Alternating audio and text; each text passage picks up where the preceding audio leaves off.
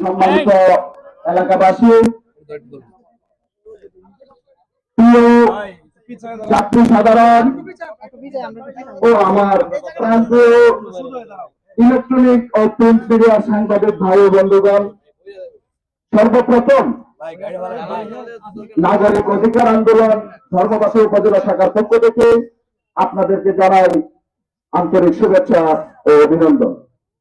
গাছতলা পর্যন্ত আমাদের এই চলাচলের একটি মাত্র রাস্তা, যেটি বেহাল দশা। এই বেহাল দশা দীর্ঘদিন যাবৎ আমাদেরকে নানাভাবে পীড়া দিচ্ছে। আমাদের গর্ভবতী মা বোনরা, ছোট শিশু বাচ্চা থেকে শুরু করে সকলের জন্যই এটি আজকে মরণ ফাঁদ হয়ে দাঁড়িয়েছে। আমরা আজকে সকল মতের, সকল পেশার মানুষ রাস্তায় এসেছি, রাস্তায় নেমেছি। শুধু একটি নিরাপদ রাস্তা চাই, চলাচলের রাস্তা চাই, যে রাস্তাতে বের হলে আমার অ্যাক্সিডেন্টের ভয় থাকবে না, ভয় থাকবে না। সেজন্য আমি আজকে রাস্তায় দাঁড়িয়েছি। এখানে সকলেই রাস্তায় দাঁড়িয়েছে, ছাত্র থেকে শুরু করে সকল সর্বসাধারণ। তো আজকের আমাদের এই 2 ঘন্টার ব্যারিকেড অবরোধ কর্মসূচি আমাদের পূর্ব ঘোষিত কর্মসূচি। তবুও যদি কোনো অপ্রীতিকর কোনো ধরনের দুঃখজনক ঘটনা ঘটে, সেজন্য আমরা আন্তরিকভাবে দুঃখিত। আমরা ইমার্জেন্সি গাড়িগুলো চলাচলের ব্যবস্থা করে দিয়েছি, একটি ল্যান রেখেছি আমরা পাশে সাধারণ মানুষের জন্য।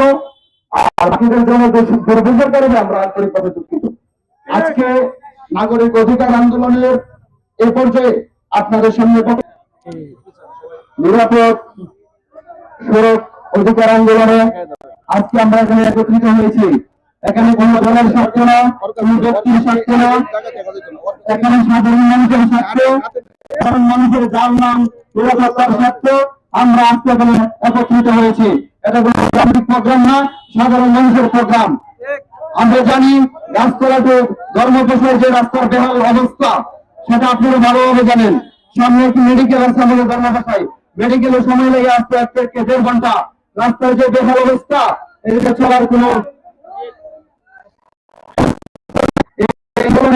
আমরা সাধারণ জনগণের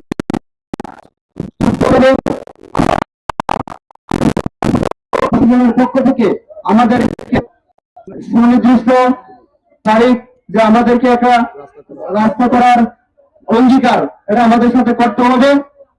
এই জন্য আমরা এখানে উপস্থিত রয়েছি। আর যতক্ষণ পর্যন্ত আমাদেরকে এরকম একটা আশ্বাস না দেওয়া হবে, ততক্ষণ পর্যন্ত আমরা রাজপথে আছি।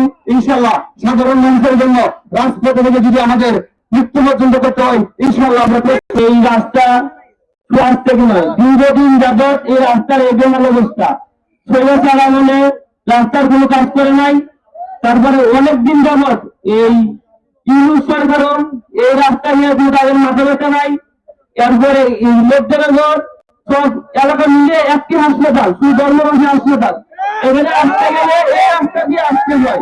সেখানে আসার আগেই এমন অবস্থা, অ্যাম্বুলেন্স চলাফেরা করতে পারে না, সাধারণ কোনো গাড়ি চলাফেরা করতে পারে না। প্রতিদিন একটা অ্যাক্সিডেন্ট এখানে লেগে।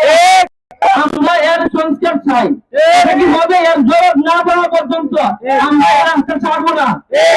এখানে আমি আপনারা সবাই কারো স্বার্থে না, আমরা এলাকার স্বার্থে, ধর্মবাদের স্বার্থে, জনগণের স্বার্থে আমরা কাজ করছি।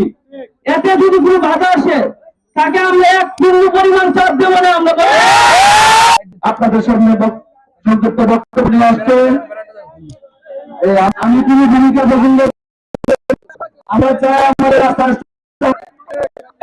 এই রাস্তা বিগত বছর ব্রিটিশ হাসিনার কৃষক ইঞ্জিনিয়ার নতুন এমপি ছিল, তাই রাস্তা সে করে দেয় নাই।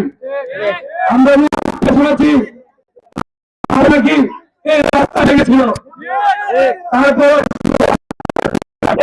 তাই আমরা কি ভেবে নিব যে রাগে খুলে এই রাস্তা ঠিক করে নেয়, যে আমার মার খবর ভাঙছে, সবার মার খবর ভাঙা। আমরা চাই আমাদের রাস্তা সংস্কার।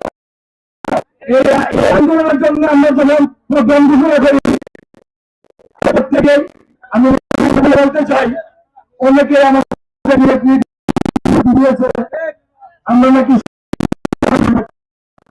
এই সরকার সরকার আমাদের নেতৃত্ব করবে না,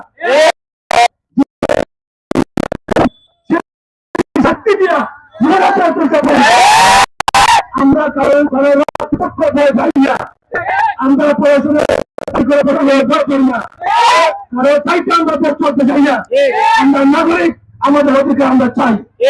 আমাদের রাস্তা যতক্ষণ পর্যন্ত নির্মাণ করা না হয়েছে ততক্ষণ পর্যন্ত আমাদের কর্মসূচির একটা অংশ হচ্ছে ইউনো মহোদয়, ওসি মহোদয় এবং সার্কেল মহোদয়, এলজিডি অফিসার এবং যারা অফিসার আছেন, অফিসার পদে আছেন, প্রশাসনের দায়িত্বে আছেন, এই রাস্তা থেকে হবেন এসি গাড়িতে পারবেন আপনার যদি করতে হবে। সাধারণ মানুষ যে ভোগান্তির শিকার হয়েছে, আপনারা চাই এই বিষয়টা